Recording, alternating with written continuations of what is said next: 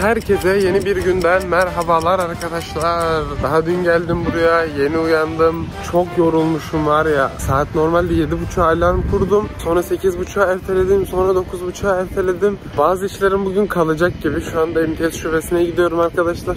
Otobüse bineceğim. Herhangi bir internetim yok şu anda. Zaten bildiğim yollar. Önce Botaničeskaya gideceğim. Çünkü biliyorum orada metro aktarması var. Metrodan da Greenwich'e gideceğim. Greenwich'te de MTS şubesi var. Yani ben MTS şubesine gitmem gerekiyor önce. Çünkü internete bağlanmam gerekiyor. Orayı hallettikten sonra da doğrudan üniversiteye gideceğim. Pasaportumu vermek için, yani vizemi uzatabilmek için neler yapmam gerektiğini güzelce öğreneceğim. Çünkü bazı yeni şeyler gelmiş. Sürekli değişiyor. Ve %100 burslu bir öğrenci olduğum için benim için kurallar bir tık farklı işliyor. Burslu bir arkadaşım olmadığı için neler yapacağımı da tam olarak bilmiyorum. O yüzden bunları tam olarak öğrenmeye gidiyorum arkadaşlar.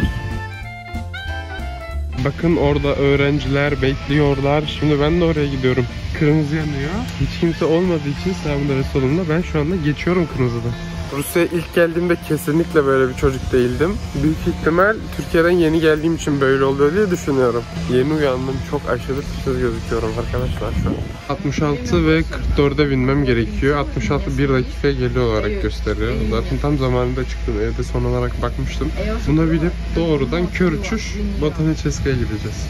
Ve hava 16 derece arkadaşlar burada şu anda. Orada benim sınıf arkadaşım Hasan'ı gördüm. Pakistanlı. Yanına şu an gitmeyeceğim, yoksa otobüs kaçacak. Otobüs oradan bir yerden şimdi gelmesi gerekiyor. 66 numara. Bu arada ışık öyle yanıp sönmüyor. Telefonda böyle gözüküyor arkadaşlar sadece.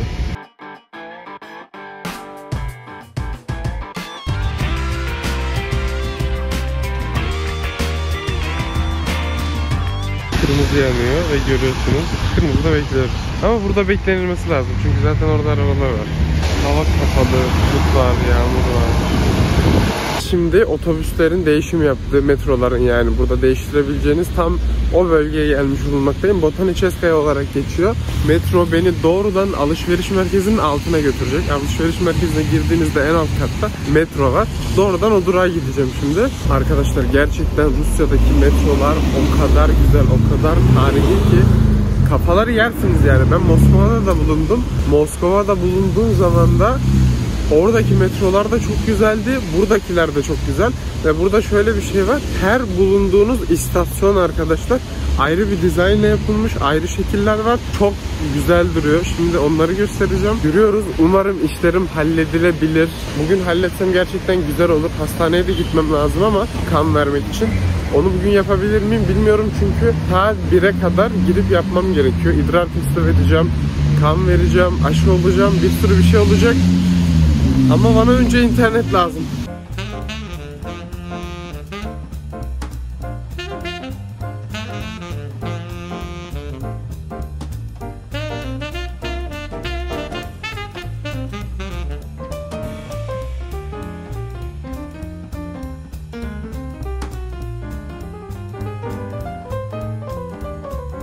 Kapılar bana açılıyor arkadaşlar, görüyor musunuz?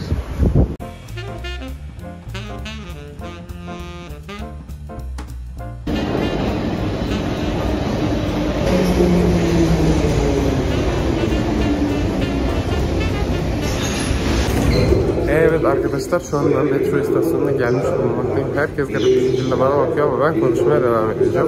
Burası son durak olduğu için arkadaşlar burada sadece girişler var. Buraya gelen otobüslerin tamamı boşalıyor. Metroların tamamı boşalıyor. Herkes şu anda bana bakıyor. Her neyse, böyle gideceğim yeri bir göstereceğim size. Büyük ihtimal kör uçuş yapacağım. Umarım metro istasyonuna geldiğimde burada Greenwich vardır yazısı vardır orada. Yoksa bulamam. Vardı diye hatırlıyorum. Ama uzun zamandır burada değilim. Değişmiş olabilir. Umarım duruyordur. Büyük ihtimal bakayım şöyle bir 5. ya da 6. durakta falan inmem gerekecek. Olmadı en kötü durakta inerim. Zaten durak değiştirmeden istediğiniz kadar seyahat edebiliyorsunuz. En kötü deneme yanılma yönemiyle bulurum.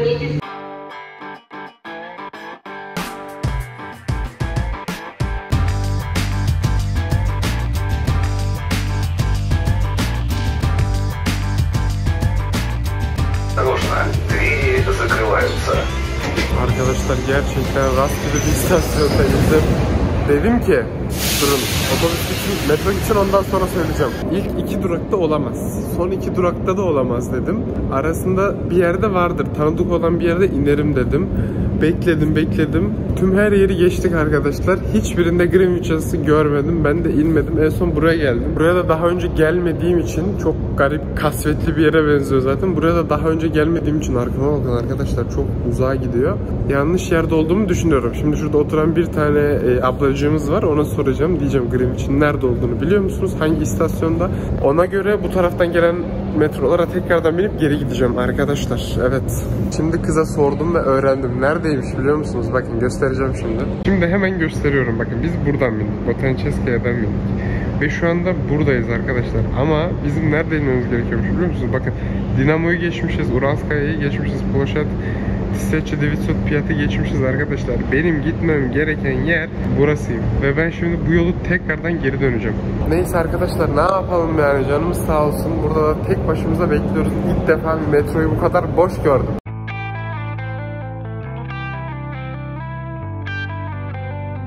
Şimdi metrodan indim, bakın burada Greenwich yazıyor.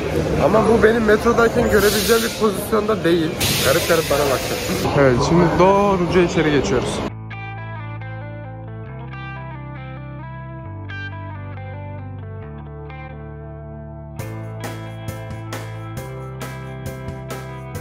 Evet arkadaşlar, şu anda alışveriş merkezine girmiş bulunmaktayım. Şimdi yapmam gereken şey burada MTS şubesini bulmak. Yanlış hatırlamıyorsam en alt kattaydı. Burada bakın şöyle aletler var. Burada böyle şeyler var arkadaşlar. Buraya tıklayarak hangi katta neyin olduğunu bulabiliriz. Mesela diyor ki Tuiz'de siz buradasınız, 0. kattasınız diyor. 1. kat, 2. kat, 3. kat. Eğer ben 0. kattaysam buradan bakabiliyorum arkadaşlar. MTS nerede diye. MTS'i arıyorum. Şöyle kenarlara, köşelere baksam bulurum gibi sanırım da. Nerede? Buradayız diyor arkadaşlar. Biz buradaymışız. Sanırım bu katta yok. Bir kat yukarı baksam daha güzel olacak gibi arkadaşlar. Bakın arkadaşlar, Koton var burada. Arkadaşlar buldum. Gözünüzü seveyim. Bakın nereye sokmuşlar MTS'i. 0. kat. Şu anda ben buradayım. Gitmişler. Dükkanın en köşesine atmışlar MTS'i gördüğünüz gibi. Şimdi benim buradan çıkıp sağa dönüp dümdüz gidip sola dönmem lazım. Şuradan merdivenlerden git ileri, sağa dön, sonra sola dön. Bakın burada kimi buldum. O kadar büyük ki 15 dakika yürüme mesafesinin sonunda MTS'i buldum. İnşallah işimi halledebilirim.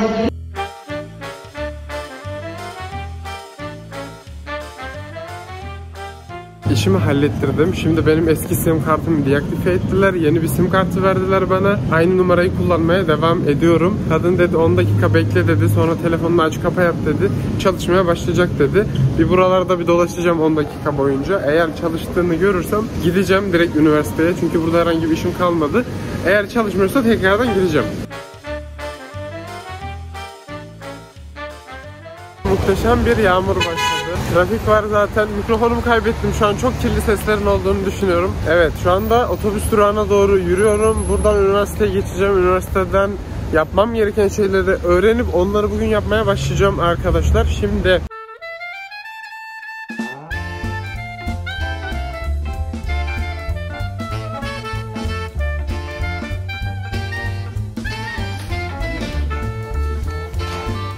yapılacak her şeyi öğrendim. Şimdi kopya çektirmeye gidiyorum.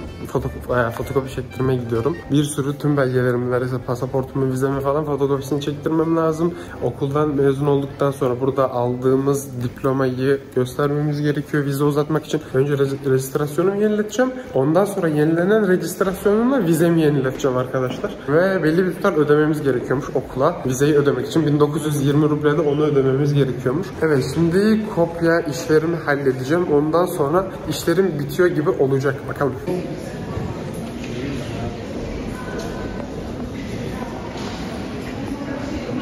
Burada her gün böyle değişik şeyler oluyor. Buraları yıkıyorlar, buralara oturulacak yerler getiriyorlar, şişme yastıklar getiriyorlar, her şeyi değiştiriyorlar. Okul gerçekten çok büyük. Daha bunun aşağı katı da var, gözükmeyen. Buraya herhalde 5. ya da 4. kat, tam olarak emin değilim. Şimdi buraya oturup belgelerimi toparlayacağım. Aşağıda hangisinin fotokopisini çektirmem gerekiyorsa onların fotokopilerini çektireceğim ve işlerimi inşallah halletmeye çalışacağım arkadaşlar. Tüm evraklarımı verdim. Çok kötü bir fotokopi makinesi vardı. Kocaman olmasına rağmen mürekkebi bitmişti. Bu yüzden çok kötü basımlar yaptı. Her neyse, belgelerimin hepsini gereken mecraya götürürken yolda oranın şeyiyle karşılaştım. Müdür gibi bir şey işte. Buradaki odanın en üst görevlisiyle karşılaştım. Tam da ona gidiyordum zaten. 2. katta karşılaştık bu arada. Çok saçma bir yerde. Ya dedim 2. kattan mı çıkayım, 3. kattan mı çıkayım dedim. Direkt 2. kattan çıkayım dedim. Sonra karşıma direkt o çıktı. Böyle bir tesadüf oldu. Böyle bir rastlantı oldu. Ona gösterdim belgelerimi. Kadın işlerimi halletti arkadaşlar. Bana dedi ki cuma günü registrasyonun çıkacak. Önce registrasyonunu almaya geleceksin. Ülkeye geldiğimiz zaman yapmamız gereken bir şey. Onu aldıktan sonra da onunla birlikte vizemi uzatacağım. Yani cumaya kadar herhangi yapmam gereken bir şey var mı dedim. Hayır dedi. Şu an her şeyin tamam dedi. Bir rahatladım arkadaşlar. İnternetimi de hallettim. Belgelerimi de hallettim. Cumaya kadar şimdi beklemem gerekiyor. Şimdi de şeyi sormak istiyorum. Emir'le biz aynı odada yaşamak istiyoruz. Önümüzdeki sene içinde. Onun için gerekli yerlere bazı şeyler söylemem gerekiyor. Şimdi de oraya gidiyorum arkadaşlar. Bundan sonra da yemek yemeye gideceğim. Yiyecek bir şeyler yerim. Oradan da siparişlerim vardı. Wildberries ve Ozon'da. Oraya gideceğim. Oradan onları alıp yurduma getireceğim. Sonra da videoyu kapatırım arkadaşlar. Gerçekten çok garip insanlar var. Şimdi size yavaş yavaş yaşadığım şeyleri açıklamak istiyorum. Ben doğru yerden mi çıkıyorum? Evet. Ben çıkıyorum.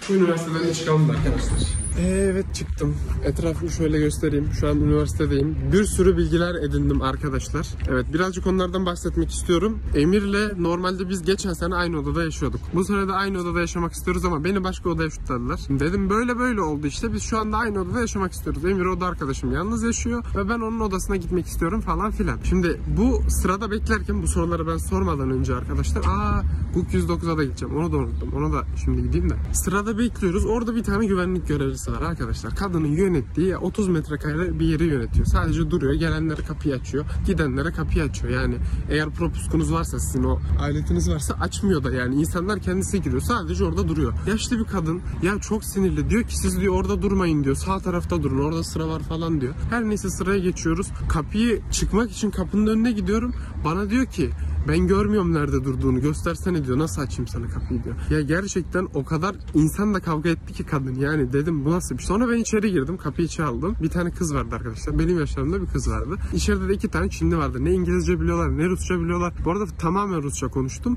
Ve hiç translate falan yardım almadım. Hiç bana 2 defa da soru sormadılar. Yani sürekli konuştuk. Tüm şeylerimi falan söyledim ben. Gayet güzel bir şekilde anlaştık. Ben sonra arkadaşlar kıza dedim böyle olay bu işte. Ne yapmam gerekiyor? Ben orada beklerken de dışarıda bir tane Tacik'le tanıştım arkadaşlar. Tacik'te ana dili Rusça gibi. Çünkü onların okulunda çocukla konuştum. 1. sınıftan itibaren Rusça dersler görmeye başlamışlar. Yani dersler Rusça oluyor. Azerbaycan'da da bu şekildeydi. Rus okulunu mu yoksa kendi dilinin okulunu mu seçmek sana kalmış. Rus okulunu seçiyorsan Rus hocalardan sen Rusça dersler görüyorsun. Çocukla öyle bir şeymiş arkadaşlar. Onunla tanıştım. Onun da bursu varmış. O da направлениесini almış. Dedim sen bunu nereden aldın? Dedi GUK 109'dan aldım dedi. Şimdi oraya gidiyorum. Направлениemi almamı umarım çıkmıştır. Çünkü şu an sistemde bir hata var.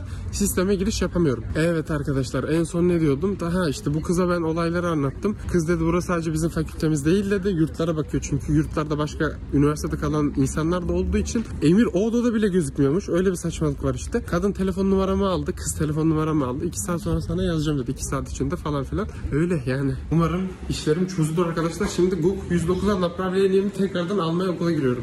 Bakın bunlardan Antalya'ya gittiğimde falan da vardı. Bunlara ne deniyordu? Vallahi unuttum. Şu uygulamadan kullanılıyordu. S ile başlayan bir şeydi ama adını gerçekten unuttum. Şimdi yalan söylemeyeyim. Şimdi gideceğim yere bununla giderdim. Yemek yemeye gidiyorum ama gideceğim yer hemen 200 metre ileride solda. O yüzden bunu kullanmama çok gerek yok. Uygulamasını indiriyorsunuz arkadaşlar. QR kodu okutuyorsunuz. Aracı buluyorsunuz. Yani bu aracın olduğuna emin oluyorsunuz. Dakikası 3 ruble arkadaşlar. Yanlış hatırlamıyorsam. 2 ruble olanları da vardı. 3 ruble olanları da vardı. Tarife satın aldığınız zaman daha da düşebiliyor. Bekleme süresine geçtiğiniz zaman mesela 20 dakika bekleme oluyor. Motor çalışmadığı zaman dakikada 1 ruble falan alıyor. O da arkadaşlar 50 kuruş falan. Aslında çok güzel bir şey. Şehir içi çok kullanışlı ve bir sürü insan onu kullanıyor. Özellikle yazın çok fazla kullanıyordu. Ben de bir tık kısa kollu giyindim arkadaşlar. Hava serindi. Yağmur yağacağını hiç düşünmemiştim. Çünkü Türkiye'de uzun zamandır çok fazla yağmur yağmıyor. Neyse çok fazla konuştum. Şimdi Has Kebap'a helal et satılan bir yere gidiyorum arkadaşlar. Ve öğrencilerin burada çok fazla gittiği bir yer ve çok ucuz tarifeleri var. Orada şavurma yiyeceğim arkadaşlar. Ondan sonra eşyalarımı kargodan alacağım. Oradan da yurda geçeceğim. Videoyu yavaş yavaş bitiririz. Ne kadardır video çekiyorum gerçekten bilmiyorum. Büyük ihtimal bir 20 dakika falan olmuş. Daha bunun edit süreci var. Evet, günüm böyle geçiyor arkadaşlar. Bugünüm böyle geçti. Eğer siz de Rusya'ya gelmekle ilgili sorularınız varsa, öğrenmek istediğiniz şeyler varsa, hangi bölümü okumak istiyorsunuz bilmiyorum ama öğrenmek istediğiniz şeyler varsa bana sorabilirsiniz. Gerçekten o kadar işimi sürekli bir yerlere bir soru sormak zorunda olduğumuz için bir şey öğrenmek için öğrenmediğim ya bir sürü bir şey öğrendim arkadaşlar. Yani yurt için nereye gidilir, okul kaydı için nereye gidilir, onun için nereye, bunun için nereye gidilir. Hepsini çünkü burada bizim yapmamız gerekiyor, bilmemiz gerekiyor. Evet, sorularınız varsa bana sorabilirsiniz. Instagram'dan takip edin. Şuraya falan inşallah koymuşumdur. Koyabilirim umarım. Edit o kadar unutmamışımdır. Evet, gidiyorum.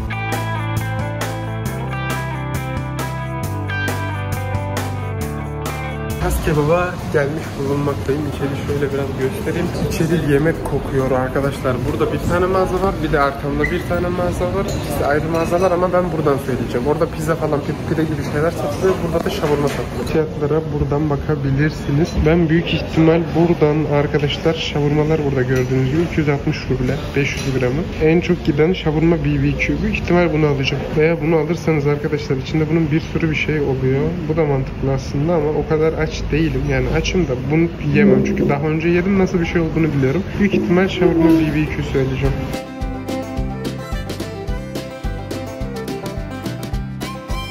Siparişimi değiştirdim. O 450 rublelik olanı aldım. Onun içinde çünkü bir sürü bir şey var ve buraya birazdan oturup yiyeceğim. Şöyle etrafını göstereyim. Burası güzel bir, biraz serin bir oda. Orada insanlar gördüğünüz gibi pideye benzer ama pide olmayan bir pizza yiyorlar arkadaşlar. Ben de buraya oturdum. Gerçekten çok acıktım. Sabah uyandığımdan beri hiçbir şey yemiyorum ve saat neredeyse 4 oldu. Sabahtan beri evrak işleri için koşturup duruyorum arkadaşlar.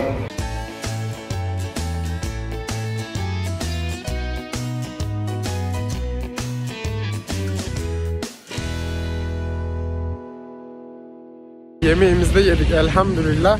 Şimdi doğrudan otobüse gidiyorum. 2 tane otobüs değiştirmem gerekecek. Önce 51'e binmem lazım sanırım.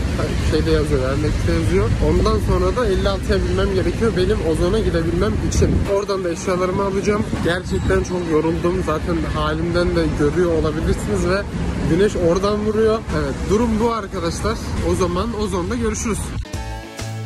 Şimdi odama gelmiş bulunmaktayım. Maalesef bugün Ozon'a gidemeyeceğim. Çünkü dışarıda çok fazla yağmur var arkadaşlar. Aşırı ıslandım ve zaten şarjım 2 kalmıştı. Şu odaya girdiğimde şarjım 1'di hatta. O yüzden videoyu burada bitirmek istiyorum. Zaten Ozon'a gitmek istemememin sebebi de 6 ürün sipariş etmiştim. 4 tanesi gelmiş, 2 tanesi henüz gelmemiş. Yani taksit gitmeyeyim diye yarın hepsini birlikte alacağım. Bu arada kız bana yazdı arkadaşlar. Dedi maalesef dedi şu anda size dedi sistem izin vermiyor aynı odaya koymamıza falan dedi. Gerçekten üzüldüm bir tık. Bu işi de çözmem gerekiyor. Bir şekilde daha fazla zorlayacağım yani. Bunun problemin sonucunu bulmam gerekiyor. Onun dışında başka bir yerde yaşarsam gerçekten kötü olacak. Hem oda güzel hem Emir'le zaten uzun bir süredir birlikte yaşıyoruz. Ayrılmak istemiyoruz Emir'le. Neyse arkadaşlar, videomu izlediğiniz için hepinize çok teşekkür ederim. Bir dahaki videoda görüşmek dileğiyle. Dün burada bir sucuk yedik Emir'le. Monetika falan da her neyse. Bunları yavaş yavaş videolarda artık göstereceğim arkadaşlar.